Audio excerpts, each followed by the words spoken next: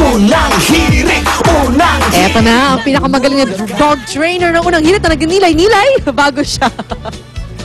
Bago ang ating exhibition. Hindi po siya ang dadaan sa ring, kundi si Red. Okay, Red? Ready? Go! Okay, go! Go, Red! Go! Yan. Oh, diba? Kaya niyo yan?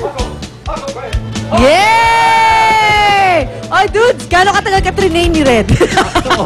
Kung madaling tulungan yan, mas madali ako i-train. Oh, of course. Oo. Ayan. Na proud yung aso I yan. love it. Pwede mo siya iuwi. No, parang pinakikita lang natin na marami tayong magagawa this summer with our pets eh. Yung mga Actually. bonding activities. Oo nga, pero bawal lang manilip, no? Ito marami activities mo pwede sa mga amot, aso. Panoorin natin. Don't look at me. Don't look under the skirt. Ngayong bakasyon, gawing worthwhile ang bonding time with your favorite furry friend. Dahil ang simpleng dog tricks ay maaaring maging beneficial hindi lang sa ating pets, kundi pati rin sa mga dog owner. Kaya itong ilang suggestions na pwedeng gawin with your dogs as a good bonding moment. Isa sa nausong dog sport ngayon ang nose work. Ito ay isang activity kung saan pwedeng ma-enhance ang sense of smell ng alagang aso. Sa pamamagitan ng isang distinctive scent, mahanap na ni Bantay ang nakatagong pagkain sa loob ng isang kahon. Magandang exercise to, pwedeng gawin sa loob ng bahay, malaki o maliit na lugar. Magandang exercise din to para sa mga asong handicap, matanda. Bukod sa pagkakaroon ng matalas na pang-amoy, good mental exercise din ang nose work activity.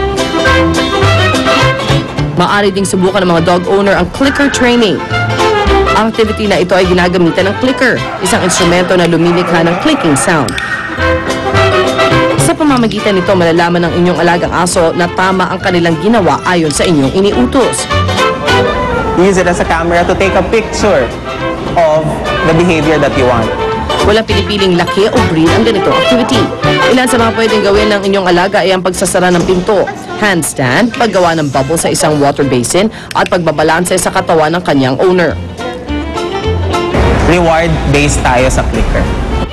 Maaari ring ma-practice ang bilis at tiksi ng inyong mga alaga sa mga agility obstacle run. Sa pamamagitan ng mga pole, tunnel at rings, sabay kayo makakapag-ehersisyo ng inyong pet. Mga kapuso, gawing mas masaya ang bonding moment ng inyong alagang si Bantay.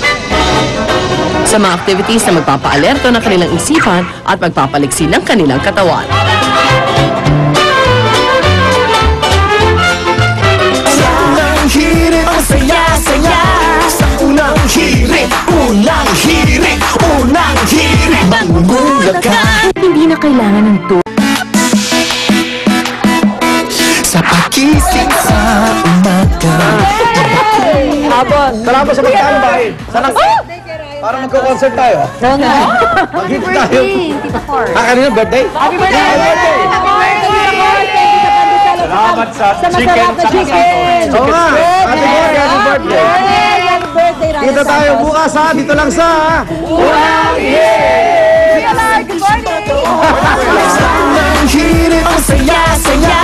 Sa unang hirit, unang hirit, unang hirit. Magugulat ka. Unang hirit, unang ka. Balitang Ang programang ito ay